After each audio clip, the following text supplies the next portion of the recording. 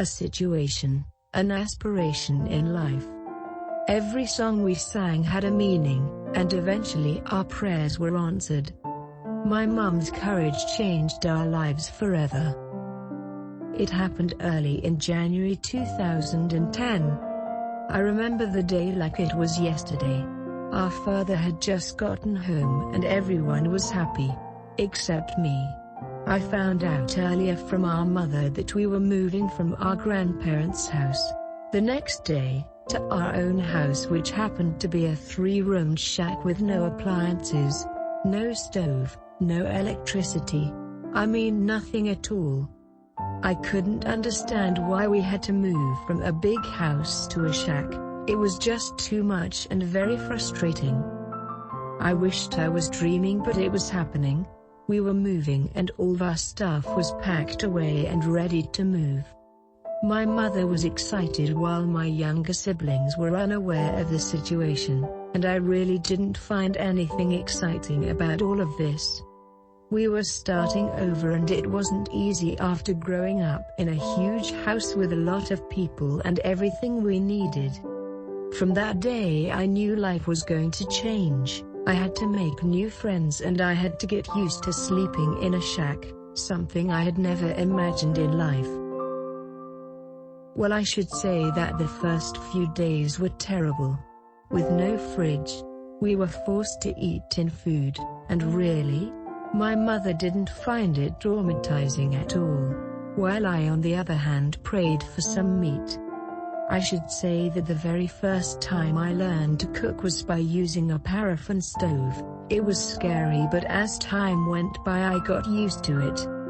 I remember the day when the Eskom people came to our place. I was happy because that day we had lights in the house, no more candles. And that was the first step. Being in the family of 6 and only having one parent working was a struggle. My dad would come back home at the end of the month and we would have the best meals ever. Yes, he was an alcoholic, but we never went to bed with empty stomachs. Then there is my mum, my role model. That woman never really cared about what other people were saying. She shoved the wheelbarrow even on rainy days. And with her asthmatic problems, she never hesitated going to school and selling those ice pops and snacks for us to get some bread in the morning. And as days turned into months and the months into years, we were still living in a shack. Rain would find us and leave us, but God protected us from heavy storms because not even one day did we find ourselves homeless.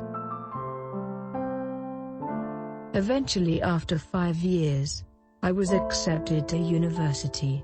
Our father had quit alcohol and he managed to build us a 3-roomed house, which is now a huge house with 5 bedrooms. I am now an accounting graduate. Truly, I learned a lot from our family's situation, and honestly, it was our situation that encouraged me to study hard and make my parents proud.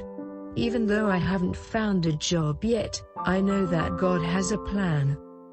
My mother is happy. She has her own house and I am proud of the decision she took years ago, because if she hadn't forced our father to move, we wouldn't have our own home. I now understand why we had to move. It was never our house. Sometimes we talk about those days when we didn't have television and I had to pretend I watched Rhythm City because my friends had no idea of our situation. Sometimes I would be very ashamed of our shack.